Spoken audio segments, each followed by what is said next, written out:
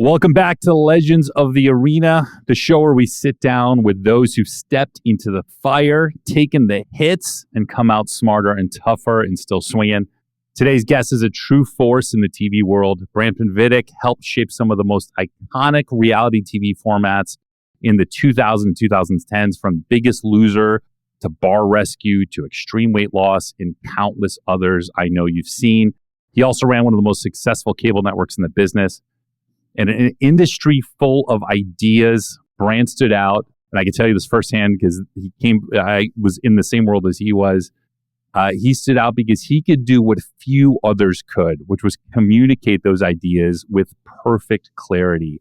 Inside the industry, he was legendary, known for being one of the greatest pitchmen in Hollywood, not just only because he could sell, but because he could distill creative vision into something powerful, simple, and impossible to ignore. And while being behind the scenes of TV's biggest hits, he built a playbook forged in pitch rooms, in green light meetings, and pressure-packed moments that became the 3-minute rule, now used by business leaders around the world to sharpen their story and sell.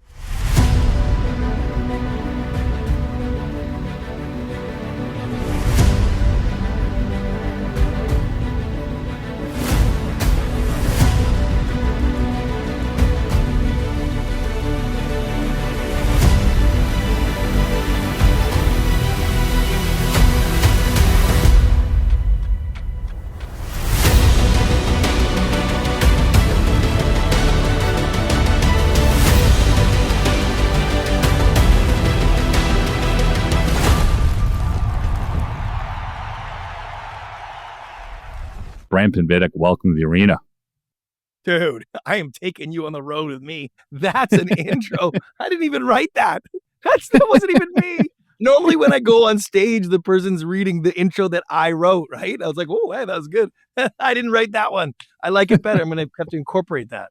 I'm a legend. Well, you are a legend. Listen, I can testify to this. Welcome to Legends of the Arena podcast. Yeah, it is. There it is. This is where we get down and dirty, messy, and what it takes to be successful.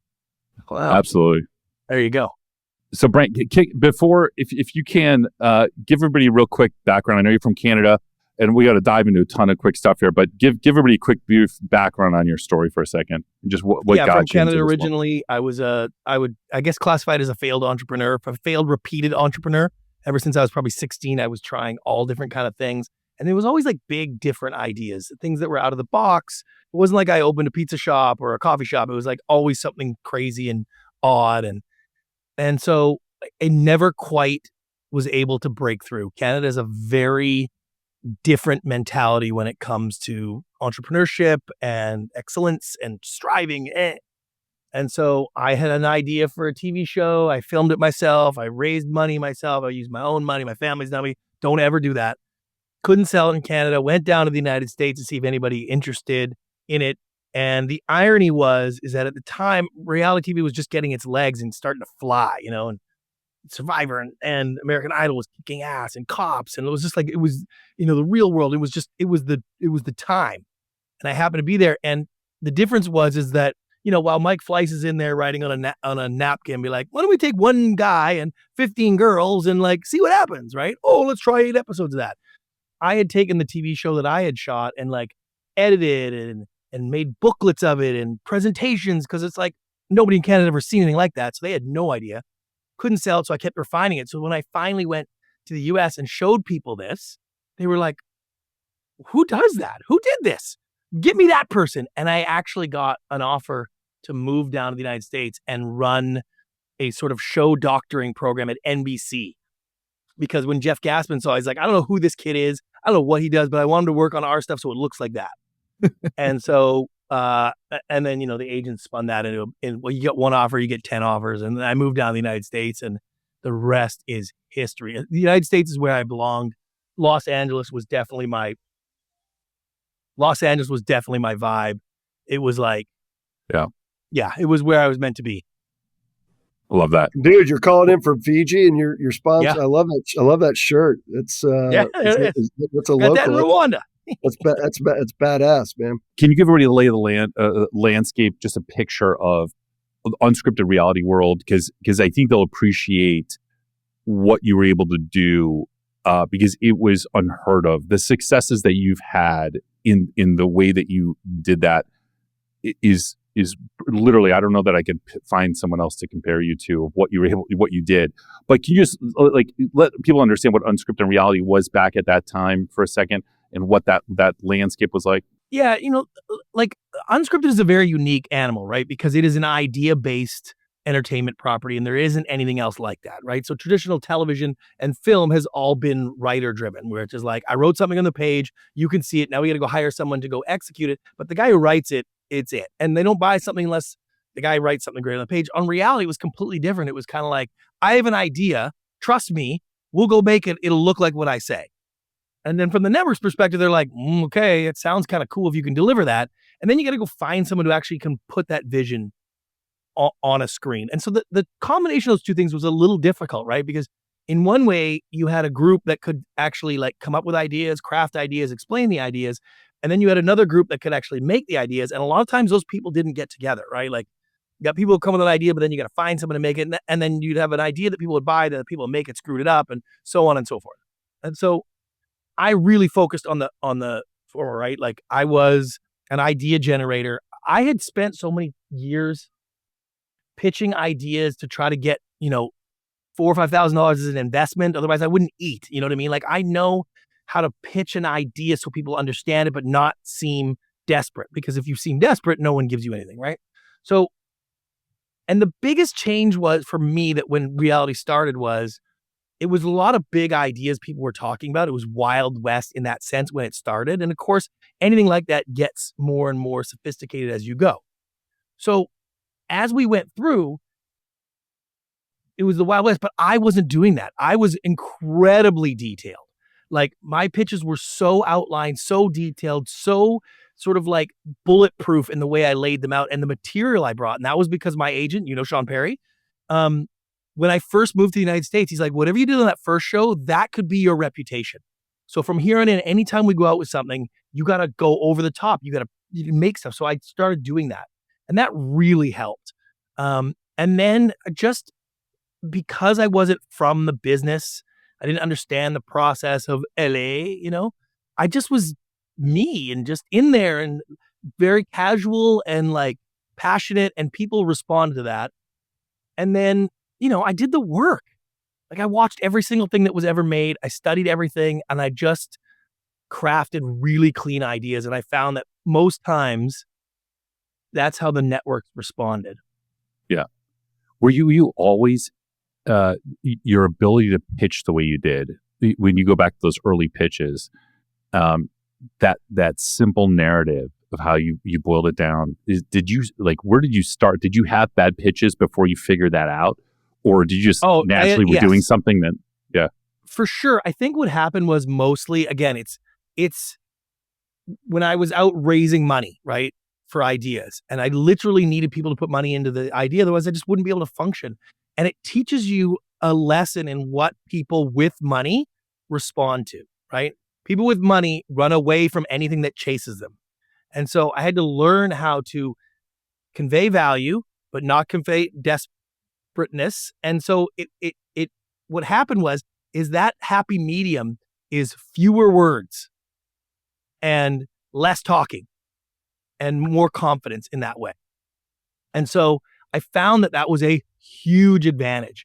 And then there was there was one really, really profound incident I talk about in the book, but and you've probably been there. I was CBS office and I'm waiting to meet with Gan Maynard. And I even think Les Moonves was in this meeting. And I'm pretty sure it was. So it was like a big meeting. I was all excited. I get there and Simon Cowell walks out of the pitch room there. And it was just like, oh, I got to follow Simon. This sucks. So I'm talking to Simon, right? And I see him looking over my shoulder and he kind of gives a nod. And so I turn around to see who it is. And it's Mark Burnett. Uh-huh. And so I realized, oh my God. And he's like, well, 3:30 to see again. And I'm like, oh my God, I'm wedged between Simon and Mark Burnett. And even at the time I was very junior. Like I'm not much better between those two today and way worse back then. And I just remember getting this wave of panic. Like, is Les Moonves going to be like, okay, can you tell me about your day? Can you tell me why? Like, he's not going to want any of that. Like, what does he want to hear? Like, how can I get out of this meeting as fast as possible? Is really what I was feeling, right? And what were you pitching? In there. Yeah. What were you pitching, Grant? What were you pitching? Oh, what was the idea? Oh, God, it was so long ago. I think it was a show called King of Vegas, if I remember. It was like a gambling competition series, right? And it was so funny because when I got in there and Sean Perry, hey, we really like this idea. And I was just like, here's the idea. Here's why we think it works so well. Here's how we think it fits on CBS. Here's how we produce it. I got to go. I was in and out of that meeting in 9 minutes total. Like intros and hellos and like, hey, how's it been? Like all that. And the idea. Whoo! And it was so funny because Sean was, I thought he was going to be a little bit pissed. He was like, dude, that's the best pitch I've heard you done. And I was like, what? And he's like, oh my God, that was amazing. You got to do that from here on in. So we did. I remember we sold that show to NBC. So I'm assuming it was that one, but I pitched it everywhere like that. And people were like, oh, that was a great pitch. And so what was the systematic? What was the formula? So give us the formula. It was literally, here's what the show is, right? 10 people enter Las Vegas. They're given a certain amount of money. They gamble against each other. They pick teams, whatever it was. We make a deal with this team. Here's why it's going to be good because they're going to eliminate each other. We're going to play this game. And then it's like CBS is in this mood. It's a higher end thing, like whatever that was. And then it's like, we're going to produce it all at one time. We have a sponsor or whatever, like all that structure, right? Yeah. And that was it. That was it. No, gambling's very important in the United States today. Like none of that crap. It was just, here's what it is. Here's how the show works. Here's why we think it's good for you. And here's how we produce it, right? And that became sort of like, oh, I'm going to do that more often. And then when I had real trouble with selling Extreme Makeover weight loss, I could not get that show pitched because it's so complex in its production and how we do it. And I had spent so much time and it was written on the board and things. And it was just like a flash where I was like, wait, what if I just went back to what's been working, which is just contestants too big for the biggest loser. Instead of filming at a ranch for 6 months, we film for an entire year. It'll be the biggest weight loss and thing we embed in their lives. Like it was just the simplicity of it. I was like, oh my God, that's what I'm doing. I called John today and I was like, I need to come see you right now. And he's like, oh, book you some time. It's like, no, I'm going to drive there right now. Just let me in. You got to see this. And I put this tape on his desk that was just a huge, gigantic 600-pound guy trying to put on a pair of socks. And I literally made 10 sentences. We have contestants too big for the biggest loser. We're going to follow them for an entire year. We embed into their life every single day. It's one episode showcases the entire year of weight loss. It'll be the biggest transformation in television history. And I said, we will stagger the filming. We have multiple crews. We can do this out of budget, just like any other show. The problem is it'll take 18 months from the second you say yes to get this on the air. I don't even know if you'll have your job by then. And I might not either. And he laughed and I was like, let me know. And that was it. And I was like, that's, and then I realized like, as I was getting this reputation of people loving these pitches, it's like, I don't know why. I think it was just because like when I come in there, they're just like, hey, he's just going to tell us what the show is and how it works and why it's good. And then that's it. So that was my whole thing. That's huge. And that was the premise for your whack method, right? It's whack, right? 100%. Yeah, 100%. Break that. Tell everybody about that process and how that. So I basically took all the elements that I was doing in television, how I was pitching a show, and moving it into sort of what it looked like for business and the business community.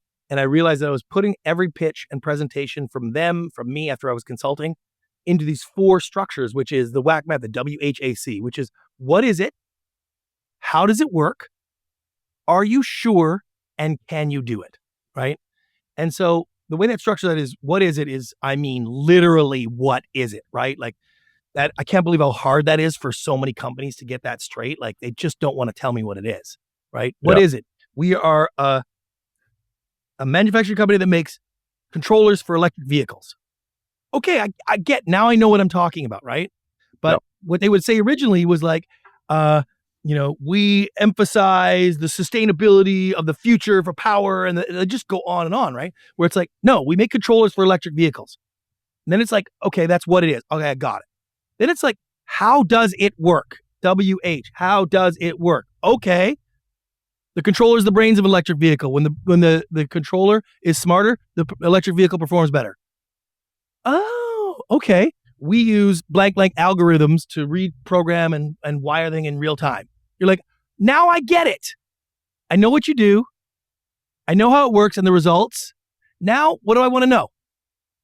Like, is that true? Like, does it really work that way? Yeah, we've had it in this test band. We've been testing for 6 months on here. Here are the results, right? We make a Tesla go 21% faster and farther on the same charge. Great. It takes 24 months to go through our development cycle to get an OEM manufacturing thing. Any questions? That's sort of the structure. What is it? How does it work? Are you sure is those facts and the figures, the logic, the reason, all that stuff? But it gives context to what it is and how it works. If you don't do it in that order, your audience is like, what the hell is this? I don't understand. And they're trying to piece together what it is. And all the stuff you say just goes away. And they're just waiting for you to actually explain it. And then they have an idea themselves. Then you say something that's different. They're like, what? That's not what I thought. And like, it's a nightmare. And everybody listening has been through that, where they've been pitching it or someone's pitching to them. And they were like, wait, what about this? And you're like, oh, I'm going to get to that in a minute. And like, and that was it. What? And then can you do it? What is the process of actually doing? What does it cost? How long does it take? When can you order it? All that kind of stuff. And that has just been like, the book's been done very, very well. So it seems to resonate. When did you write, for the viewers here, you wrote the 3-minute rule. When did you write it? So I wrote that in 2019. It came out right before COVID. So it got a really good book push. It was a COVID baby. Yeah, it came out through there, which was really good. So I got the October launch. That was kind of cool. So I had a good 6 months ramp, and then a lot of COVID stuff, which is in some ways good, in some ways bad. It's too bad because I would have done more speaking stuff. Yeah. Based on it, which would have sent my life in a completely different direction. So I'm counting my blessings that didn't go that way. Yeah. Now that I've seen how much, like, the book is its own animal now, right? It's created its own world. So I'm glad I didn't dive in too much, because it would have another job then. Ooh. Tell us about the creative process. So you recognize this works. I want to share it. I want to publish. So tell us a little bit about how that worked. It was very difficult for me because, again, John knows Sean Perry. It's like, I didn't want to tell Sean, hey, you know what I want to do today? I want to write a book, right? And he'd call up the lit department or the book department at WME and be like, I have a reality client who wants to write a book, right? So exactly. I was too nervous, too scared to do that for many reasons. And I had met a book agent years ago, and Tony Robbins and I were friends, and he had talked about it before. So I went to a very small niche book agent, and I was like, I want to write a book. Here's what I want to write about it. And because I've been consulting and doing all this stuff, and I love it, and I don't love TV anymore, right? I use the example. I had one of my very first client left a message on my phone, and you could hear the emotion as he was breaking up. And he's like, you've changed my life. I'm never going to be able to repay you for what you've done for me. Now, he did pay me, but not to the level, That's pretty cool. He just said, like, it's the greatest thing ever. It's changed my entire life and my business and my family. And I remember thinking, John will appreciate, no network president has ever said that to me, ever. Exactly right. Never. And so I was feeling like I wanted to do more of that. And I thought the book would unleash that. And so you do a book proposal. A book proposal is a very onerous, very difficult process that 99% of the people that want to write a book won't do. And so it's like Navy SEAL hazing training week, right? Everybody wants to be a Navy SEAL. They put you in this thing for 6 weeks and they just beat the crap out of you, and you see who's ready to do it. That's it. You're not learning anything new in that 6 weeks. They're just seeing like who's qualified. And a book proposal for a publisher is the same thing. You want to write a book? You don't do a book proposal? You don't really want to write a book. You're one of those people. Like every person in the world who has a book idea who's going to write a book.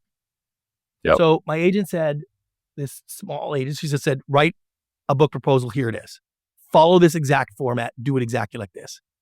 So I spent weeks doing it exactly like she said. And we got a bunch of offers and a bunch of meetings. And I think for me, that was the fun, like the best part and the worst part. So I get these meetings in New York. My agent is like, no, don't worry about this and don't get too intimidated. And I was like, been in a couple of meetings. I think I'm going to be okay. And the book publishers are just not like network executives. They don't get pitches and presentations from people who do that as a living often. So I went in and absolutely crushed these meetings. Like, I mean, standing ovations, like hugging me as I'm leaving kind of level, right? And so I'm pretty excited about that. And I got offers, and they were big offers. And so I was all excited, right? Signed a big offer with Random House, big advance, like all my dreams coming true, right? Yeah. Well, then you got to actually write it. And everything turns a little bit then. I don't really, I read a couple of books here and there. I've never written a book. What do I know about business, right? So your imposter syndrome just comes like clamps onto you. And the system is you got to write 2 chapters and then you got to send it to them for review. And to them, I mean, the people in the Random House that don't know who you are, have never met you before, right? Like my editor person was in the room. He loves me. So I have him. He's on the hook. Oh, I got him. But the process is all those other people that I didn't meet are now going to get something on a page and they're going to just find out that I'm a total fraud. So I got to take me 4 months to do 2 chapters. It was really bad because I just couldn't get them right. You'll love this. What was the process? You do it in the morning, you do it in the evening? I do it. I just block out an entire morning. Morning is my creative time. Yeah. I write full stream of consciousness, just type as fast as my brain can think. It's all garbled keys or spell. I don't care. I just go. And then I try to edit and re-put it back together and make it something good. And then I come back and visit it a couple days later kind of thing. So similar to what I would do normally, but I've written thousands of things, just not like this. So when I finally sent it in, I was just so nervous. And there's three possibilities. One is they say, hey, we need to have a meeting. We need to recalibrate. We need to redo your direction kind of thing like that, right? 2 is it's okay, but I want you to redo it because this, and this, like they sort of like have an issue. Or we like what you're doing. Go into the next chapters and we'll figure this out, right? So you're waiting to find out which one you're going to be, right? And they will say, don't worry, if we want to recalibrate, that's totally normal. It happens all the time. So I'm driving on the 405. I get an email from the publisher, my editor, and he goes, hey, we got some notes. We like the process. We like where you're at. I want you to keep going. I want you to come back and do the notes for this chapter after you're done, but just keep going. I think you're in the right headspace, blah, blah, blah, right? And I'm like, oh, God, really? Okay. Well, then 10 minutes later, 5 minutes later, he sends another email. Oh, and by the way, I just want to make sure that you realize we do like it. Like, I don't want you to read the notes and think that we don't like it. We do really like it. We think it's great. Right? Like, I was like, oh! Having flashbacks too. Right? Yeah, 100%. So I pull over on the 405. Flashers on. It's a hot spot to my iPhone. Pull up my computer to read the notes, right? The notes are, oh, excellent point, Brad. I wonder if we might want to make this a little earlier. Or like, I redid this section here to make it more cohesive. Tell me if you like this. Like, he edited it. And he said the nicest, and it was just like, it was so calm and so like helpful. And I was like, what the hell? So I wrote him back and I said, just for context, here is the note, the first note I got back on Bar Rescue from Sharon Levy. When I sent it in. Her note was, and I quote, "This is the worst piece of shit I've ever seen. Do you even know how to make television?" So, meanwhile, Bar Rescue is one of the, your notes are fine, right? Yeah. Bar Rescue's 200 some odd episodes into it. So, right. So the process from that point on was an absolute dream. Like, he was so good. I just felt so confident, and they liked it. And so when it was finally finished and I sent it in, and it's like, you can't send any more edits. It's the same. Now it goes wide to the entire company and they all read, and they have to decide on when they're going to release it. Right. And are you getting the pre-Thanksgiving, there's 3 books that come out that at the end of the year. Right. And so you need that October slot is kind of like where you want. It's like, and it was it's like the Princess Bride. Hey, Brant, just good news. You're still in contention. You'll probably be killed off in the morning, but off you go. And every day was a little bit more like, hey, you're getting the October. And finally, I got the October 24th slot, which is a big deal. And I remember this overwhelming feeling of relief. And I said to the editor, I was like, oh my God, I can't believe it's actually good. Because I couldn't fool anybody. I wasn't fooling people. And it took that long for me to believe that I didn't trick them in the meeting. Right? Yeah. That I believe that what I was on the page was good enough. And I said, I can't believe it's actually good. I'm so shocked. And he was offended. He's like, I've been telling you this the whole time. What do you think? This is not my job. Like, I told you this is good. This is work. This is great. I was like, yeah, that's just not what I'm used to, So to get over that imposter syndrome took a lot. And then it was an exciting process getting ready to launch it. And so that summer, I knew I was out. I knew I was going to be out of the bit. Like, I just knew I'm done. And I remember going to Steve Michaels' party, which is, it was an event. Steve Michaels' party is where everybody goes. And at the end of the night, I'm going to say goodbye to people and I'm realizing, oh my God, like for a lot of these people, this is actually goodbye. Like, bye, I'm out of this. Like, so it was very exciting. Then you got to promote it, and that was miserable. But that's it. So you actually did this at the end. You were still active in TV, carrying that full time while you did this. Yeah. Were you exploring any other options to did you know you wanted to get out? You're just waiting for something, or what was your mindset at that point where you were? I knew that I couldn't perform at the level that people expected. And that was hard for me because I had lost the drive to do what I did to make necessary. Like, it was a few things. It was a show that got canceled right as we were going into production, a huge, gigantic competition series that was like $6 million in production. And like Heather Olander called and was like, sorry, we're canceling it, right? Not her fault, but and I was so devastated. And I went from being like $3 million over target for the year to $3 million under in one phone call and no chance to fill it in by the end of the year, right? So you go from being a hero to a zero like that.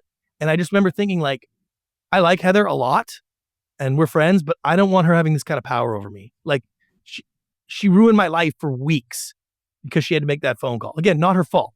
Yeah. But I just realized how many people in the industry had that kind of power over me, that they could just pick up the phone and be like, oh, we're going to pass, or, hey, we're going to do a development deal. And I'd be like, oh, and that started to really wear on me where I was like, ugh, that was the big one. And then I can't remember who it was, but somebody got a job at one of the networks that I didn't really know.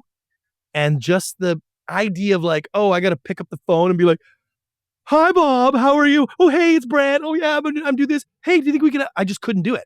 And you need to do that. You need to do that to be successful in television. Yeah. It's part and parcel to what we do, right? And so when you lose that fire, you're like a quarterback who has a sore arm after the Super Bowl and you don't tell anybody. And so you're getting all these offers. And I remember it was David Garfinkel, who was a very, very good friend of mine. And he made me this big offer to come do this overall with him. And I was just like, I can't do it, David. I just can't do it. You won't get from me what you think you're getting. I can't perform like that. I just can't do it anymore. I don't have it. I'm not built like that anymore. And I could just see it fading as the business changed. The business stopped being you, because the world is filled with people that hang on too long. Yeah. Oh yeah. I just knew because when you have an idea and you are really passionate about it and you go out with it and it doesn't sell, right? You're down. But the difference was I used to know what was going to sell. There was always a group of 5 or 6 ideas a year that I knew 100% was going to sell. I didn't know how much or what the offer was going to be, but I knew those would sell. Then there was a bunch that I was hoping that I thought if I nailed it and I caught the right vibe, I'd sell those. And then there was a bunch that I knew that were total flyers, are fun to pitch, but probably not. But if they do, it could be cool, right? Yeah. And slowly that algorithm just went away where I would go out with stuff that I thought 100% would sell and I wouldn't get an offer anywhere. And I was like, what am I doing? Yeah. And I would have stuff that I didn't think was worth selling and I'd get a development deal that I was like, this is a stupid idea. This is ridiculous, And then you couple that with, you put your heart and soul into something, it goes on the air and no one watches it. And you're like, so what am I doing this for? It's not for the money anymore. It's I'm not super creative. I'm ticking boxes and making projections. And I think it was a show we called LA Hair. We had an incredible, difficult time working with and Lauren Gellert. It was just the worst relationship trying to get this show made. So Lauren and I had this conversation. I was like, hey, why are we having so much trouble? Your EP, my EP, everybody's going nuts. How about you and I get in there, right? And figure it out. And I was like, I'm going to go check this out and look at this cut that you guys gave 40 pages of notes on. And then I talked to my team and they're like, oh man, blah, blah, blah, blah, blah, blah, right? And so they made a new cut. I didn't watch it. I didn't make any notes. I let them send the new cut in and I was going to do the next one. And then I get an email from them and it's like, oh, Brant, thank you so much for stepping in. We really appreciate it. and I was just like, what I say and what I do doesn't matter that much. Like, it really doesn't. And there are shows that I have gone in the edit bay and slept. I have slept in the edit bay. Corey Henson and I sleeping in an edit bay trying to get this show ready. And it's like, no one cares. So all of that was gone. And then when I moved to the consulting with like real companies, big impactful companies doing things, developing ideas in biotech, and like I would literally change the course of their existence. And like as a caveman with an ego the size of that barely fits, my ego's as loud as this shirt. It's like, you tell me how pretty I am, like I am yours. And TV just stopped telling me I was pretty. You were pretty. You needed to go to greener pastures.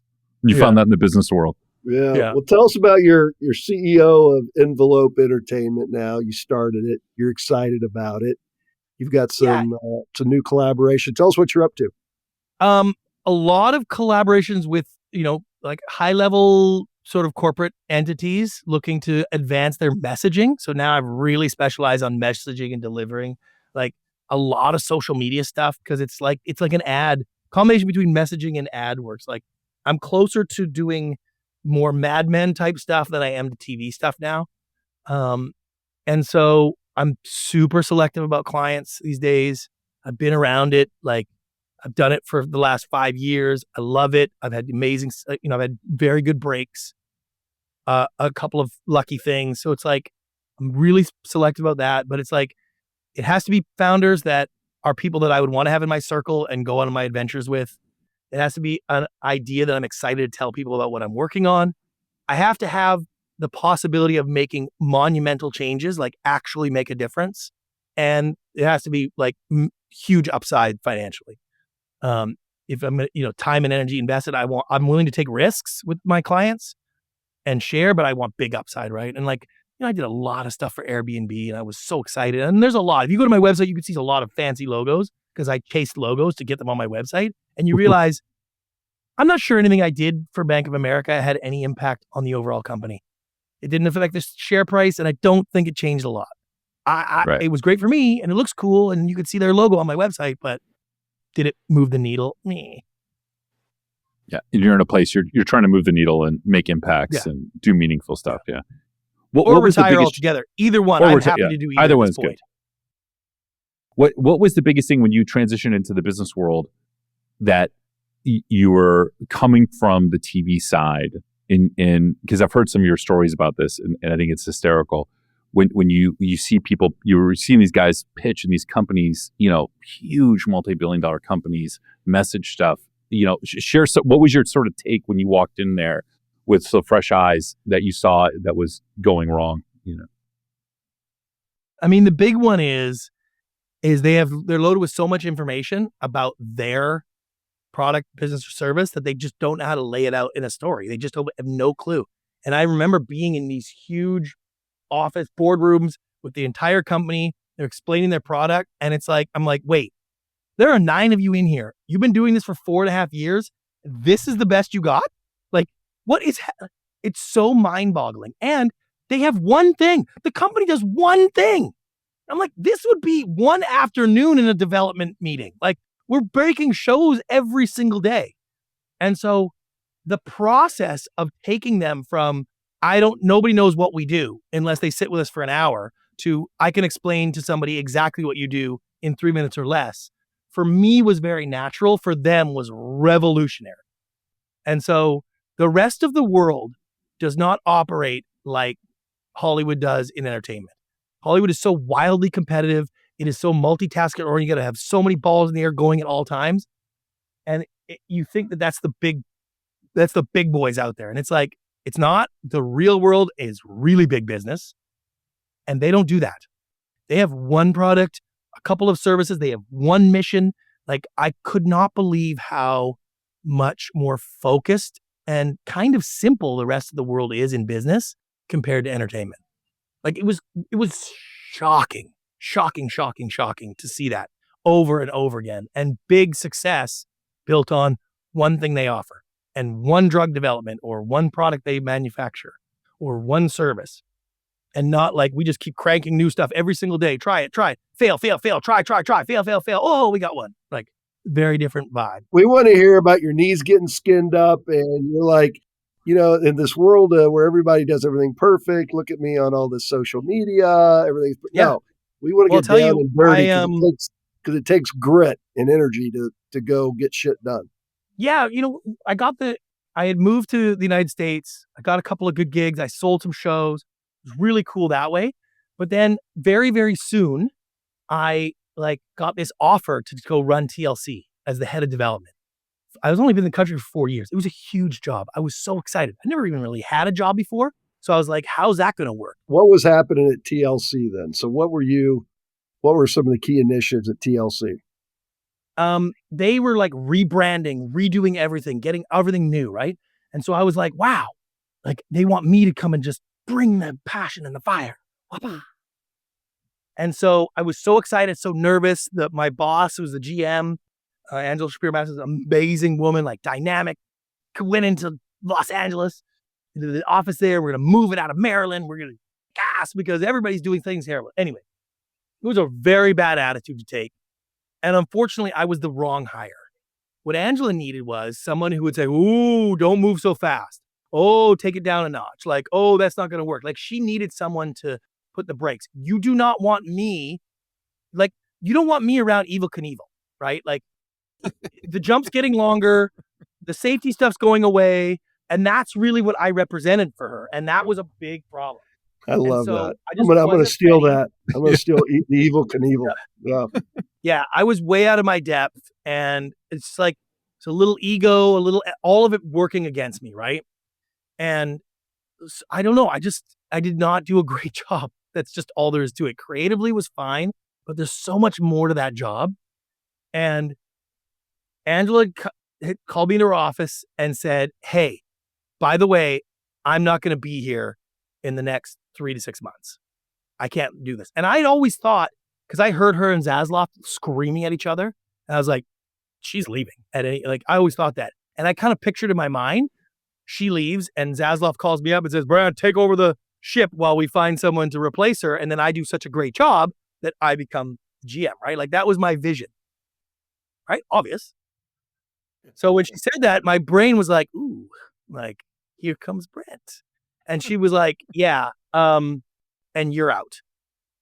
And I was like, what? She's like, yeah, you won't make it. And I was like, what? She's like, no, people don't like you. And I was like, what? She's like, no, everybody hates you. They hate you, I think maybe even more than me. I was like, what? And she's like, but before I go, and she structured this amazing package for me to leave, like a golden parachute almost. And it was so devastating. Like it was 1 year in. It was just like, you go from 13 on the Hollywood power list to 1,300 in one conversation. And I remember driving home and like walking into my bedroom with my wife there. She's in bed watching TV. And I was just like, I got fired today. And she's just like, what? And I'm like, yeah, I got fired today. And the panic was just like, it was overwhelming. And so then you're in spin mode. You're trying to tell people like, oh, I just didn't like this. It's like, and that wasn't going to work. So it's like, I didn't know what to say. And the agents are like, we're going to find you. We'll get you another spot. And I was like, but I had like 2 years of getting paid. So I was like, I should not get a job right away. But then you're so nervous. And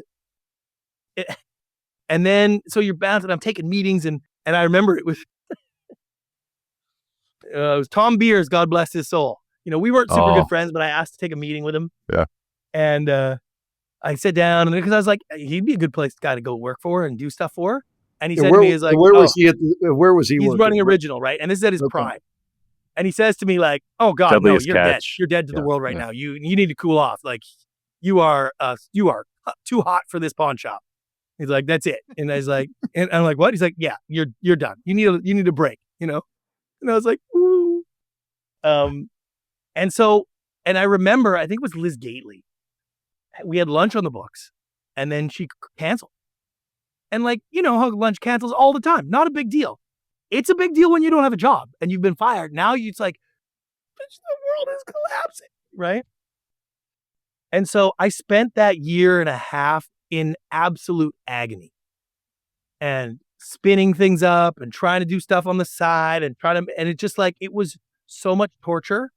And eventually ended up getting the gig, and that's why I went to Three Ball and all that worked out. But I had 2 years of getting paid a lot of money, and I didn't enjoy 1 second of it. Not one single second. It was absolute torture. And there are things that I did. I never tell anybody this. There are things that I did in my time there that I so deeply regret, and in my wisdom have seen how foolish and arrogant they were, that I will wake up at night like thinking about this moment and be like, oh God, like, ugh, what an idiot. Your time at TLC, you mean? During the time looking back on it? Yeah. Yeah. There's like three major things. Ooh. Anything you could share for lessons share learned? them all if you want. Who cares? Yeah, let's go for it. We had a huge presentation. It was our first presentation. And I had all the index cards doing my presentation on stage to the entire upfront thing. And I had talked about the show and did this whole thing about the show and explaining our new shows. And then I took the cards and sort of like threw them into the audience. And they kind of giggled at the first time because I thought that was kind of fun. Done with that one, right? It was funny. And then I kept doing it, and I didn't read the room, and it was so disrespectful and so awful.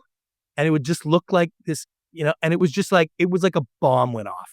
And I can never get out of my mind the feeling of dread like an hour later when I realized how bad it was. Never let that go. Never. Interesting. The other one was, as a producer with Discovery, we used to basically co-produce. Hey, we'll pay 30% of the budget and you pay, and then you give us the ownership, right? Except we would just inflate the budget and nobody puts up their own money. It's pretty simple. Not rocket science. Except Discovery didn't know that. I thought it was totally common practice. And so what I had gone in there to do was like, hey, we're going to stop all that. We're going to pay the budget and make a new thing. Well, I basically exposed everybody for stealing, and that was a disaster. And so I had tried to make that happen, right? And so the entire community is like, you fucking asshole. You're coming in there and like, and that's what Tom had said, like, dude, like, it's a disaster. And then the other big one, oh no, I got 4. I forgot about this. Oh my God, I got another one too. It's John and Kate plus 8. Yeah. I didn't watch the show. I was supposed to put something on the air on TLC, and they had specials. And they were like, you got to pick one to put on the air. We're running out of time.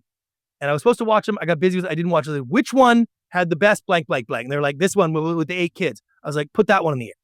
So we aired it. I never saw it. So people are like, oh, you saw John and Kate. Well, you put John and Kate on the air. Never watched it. Not my decision. I just said yes. Well, then I watched the episode after it started to rate a little bit better, and I was horrified. Boom mics in the shot and producers asking questions that open-ended. And it was no offense to anybody, but it was a very poorly produced show at the time. And I was like, I want to take that show, whoever's producing it, get rid of them. Let's give it to like Reveille or somebody that I have respect for, right? Oh God, did that go over like a bomb. That was a terrible thing to do. It was, again, just terrible in all things. And I did the same thing for distribution because TLC's Discovery's distribution was terrible. And I was like, I want to take all these shows. We're in a big meeting. I want to take these shows and I want to give them to like a real distribution, like Reveille or something, like to distribute, and we'll make more money. It'll be great. And I didn't realize that our distribution team was on the speakerphone. They're like, do you think we could talk about this before you fire us? Yeah. So. Wow. So thanks for being real. I was going to say, in a world that's getting less and less like that, we appreciate it. We appreciate you've never shared that before. That's, this is stuff that people learn in their careers. You screw 100%. up. You screw up. Like this bullshit of like, hey, everything goes right. You sit at a cocktail party and, some 40-year-old's telling you about how, they've kicked ass at everything they've ever done. They were, number one in their class. They were captain of the football team. They never made a mistake. They scored a perfect SAT score. You all that bullshit. Like, no, like life is ugly. It's messy. Yeah. Yeah. You just got to keep going. You win and keep going. It's tough because you learn those lessons. I had a real problem with, I had a relationship when the Dutch bought iWorks from JD and Todd, And, my deal was structured a certain way, and we had like unprecedented success this one year, just massive. And so my bonuses were not reasonable for the company, right? And so they just made decisions based on like, well, how much would we lose in a lawsuit? Let's just offer them that. Like, no explanation of why, just we don't want to pay you. It's too much money. And like, you can come sue us because you got the contract. That's fine. But then my lawyer's like, they're offering you exactly what you're going to get in a settlement, or, so it's like, it's a calculated process. And the Dutch, I don't think they care. That's just part of their business. Like, it's a business decision. It's not personal. Well, it feels personal at the time, I'll tell you that. And so I left, started doing my own thing. And then something happened. They wanted me to come back, right? And because it wasn't going as well as when I was there, this kind of shit happens. And he's like, I think it's better if you come back. And I was like, nope, not coming back. Started my own company. And he's like, well, I buy your company. And like, Brant, which company was this again? This is when I was at iWorks. iWorks, okay. And then I started a company called Brantless.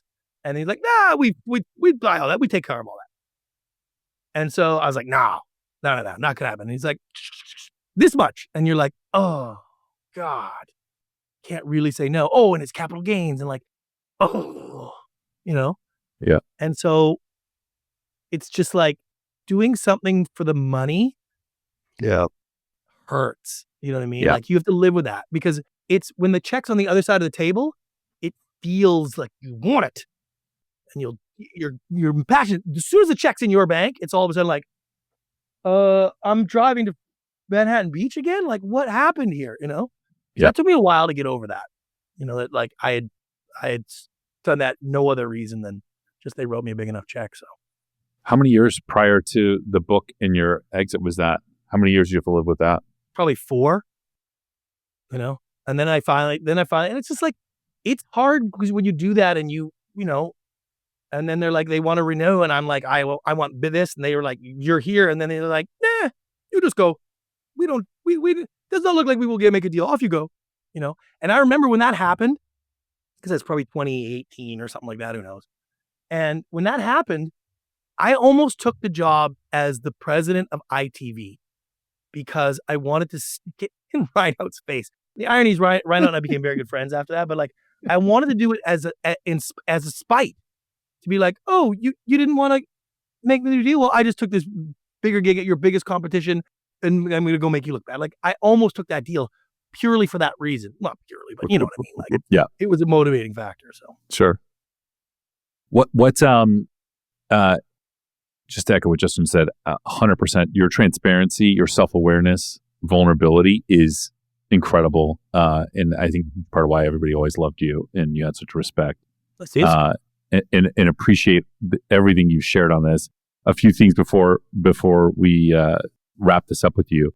Yeah. What is the takeaway you pass along to people listening, right? Like, big picture, right? You're a fascinating dude, but like the nuggets, if someone's going to leave this podcast and walk away with a few of the golden nuggets from your life and your journey in the arena, battling through stuff. Somebody that you care about, that you see potential in, who's had a rough patch. Something's gone wrong in their life, their marriage, their work, their health, whatever that is. What would you care about this person? You put your arm around. What do you tell them to do? It's a little counterintuitive, because I think the standard answer is keep going, keep your head up. It'll look better in the other time. This is short. That's all true. You know what I mean? Like, if you look back on the scope of things, like, oh, this was a disaster, I got fired, all these things, on that side, on the positive side, I would say simply, like, you cannot look at my results and think it's a treasure map. It is not. My experiences and what I've been through is not a treasure map. It's a highlight reel, right?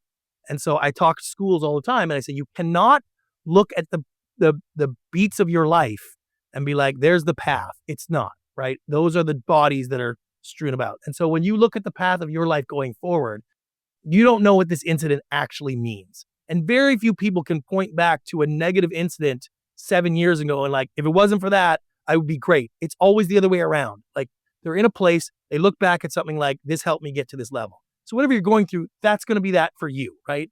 It's the way it always works. But more importantly than that is look at reasonable probability of success. It is the one thing I teach in schools more than anything, and now more than ever on my personal coaching and my corporate coaching is, do you have reasonable probability of success? Be honest about that.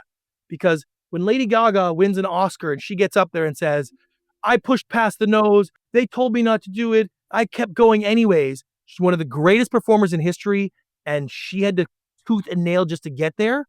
It's like, if your product, if your service, if your business, if your relationship, if it doesn't really have the hallmark of success to get there, you are better off making a change. 100%. Because banging your head against the wall against all odds to crack through happens to the tiniest percentage of people. And to think that you're going to be that person is so arrogant and so foolhardy. It's like, if you aren't Ed Sheeran by the time you're 17, if you don't play like that, the odds of you becoming the next Ed Sheeran are impossible. And even if it could happen, it's not worth the effort. You know what I mean? Like, I played basketball with Steve Nash all my life. We went to the same area in high schools in Canada. I don't suggest anybody work as hard as he did. I don't, because you won't end up there.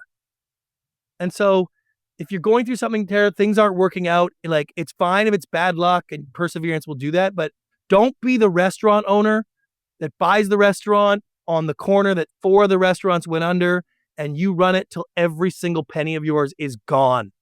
And so many people do that in business. They have an idea and everything tells them it's not the way it's supposed to be. And then every guru on the internet says, like, don't listen to the naysayers, like, you know better. And it's like, no, don't put yourself through that. No, that's good practical advice. It's, you got to keep going, but you got to have unfair advantages and a path to be successful. And you got to see that. I think that's right. So, Brant, what are you reading now? What are you reading and what are you consuming right now? What are you doing to sharpen the saw? Well, right now I'm doing a lot of travel stuff, prepare for this movie that I'm doing right now. So I'm reading a lot of blogs, a lot of travel stuff, getting organized in that, how to sort of speak to that audience a little bit more. I'm in the center of that process. I am deeply committed to staying out of the political process. Now that I've traveled the world, we're on country number 44 now in the last 44 weeks, and seeing the way the rest of the world operates, it's like, whoa, man, like, the political process that we have in the United States right now is, like, not normal. And so I'm trying to stay out of that process, but I got to be very, like, savvy in the social media world. So I'm doing a lot of that right now. What's the movie you're doing? So I'm doing a movie called What I Learned About the World. So we're traveling 52 countries in 52 weeks. And I got my family with me, and we go to a new country every week. And so just basically learning about the culture and the systems and the political structures and the way culture impacts different ethnic, racial, bio groups, like everything, how that all plays.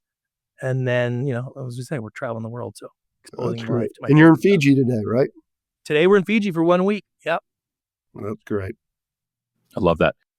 And one last thing, Brant, I encourage everybody to check out the book, 3-Minute Rule. It is fantastic. It is definitely worth the read and so much to pull from it.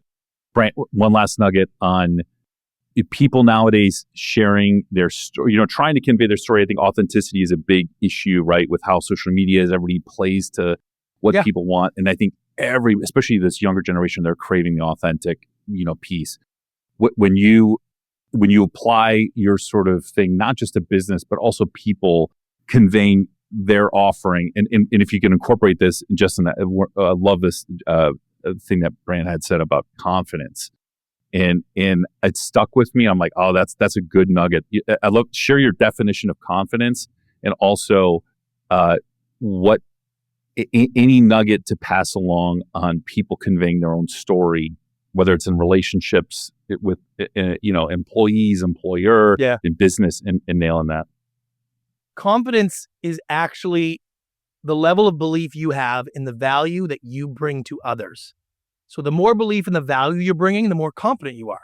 If I was catering your wedding and I was bringing a chef and I went to tell you, and I had Gordon Ramsay as my chef, it'd be a pretty easy pitch. I have Gordon Ramsay, right? Because I know the value I'm bringing. If the chef I want to use is my brother-in-law, ex-convict, never cooked before, is going to punch me in the face if I don't get him a job, I might use a few more words to try to explain why the chef's not that important and it's all about the prep and like, right? And I'm not going to have that confidence. I can pretend, but people know it. They know it now. They can sense it. They can smell it. They just know when someone's putting it on. And when you have real confidence about what you do and what you're bringing, you just talk less. You don't use as many words because you're not trying to sell it to somebody because you believe in it. So the more value you have that you bring to others, the more you believe in that, the more confident you'll be. And there's a great study that was part of where we had people in the street giving out like coupons for stuff. And they were like coupons for like 2% off if you spend $5,000 at the store, right? And you could just see them so defeated. Don't want to hand it out because they know it's nothing. And we gave them $1,000 gold bars. Be like, hand these out. The irony was the people on the street in New York walked right past them same way. Hey, gold bar? If someone goes, would you like gold bar? People go, busy, right? The difference was the person handing it out, completely different attitude. Chest up, smiling. The guy said no, didn't care. Wasn't like, I got rejected. Was like, next. Because he knows he's giving it to somebody. And I try to pass it on to my clients where it's like, if you don't believe in your product at that level, that's fine. I'm just not the person to help you. Like, I don't polish people's turds. That's not my world, right? If you got something great and you don't know how to explain it to somebody, now we're talking. Yeah. And I can get you to explain it so they can feel that and you can feel it. Where you go in with that level of confidence. So if someone says no, you're like, okay, well, the next person I'm one closer. So that's a big help. And I think it's like that for everything in life. Like as a friend, as a husband, as a parent, it's like, what are you bringing? Are you confident about that? Do you take joy in that? And if you can start to develop do that more and more, invest in that personally, right? Like be investing in yourself so you can bring more value to your relationships in life, whether it's, personal or business or everything else. We're big believers in that. Yeah. Brant, this has been awesome, man. Congrats to you on the book, on the next chapter. Excited for the movie to come out. We'll definitely be watching that. Yeah. And thanks for joining us. You guys got my email. You call me anytime. Anything you want, anytime, anywhere. Likewise, our friend. Anything we can do for you, you let us know. And for sure. You were awesome. Thank you. Rock on, team. Let's do it.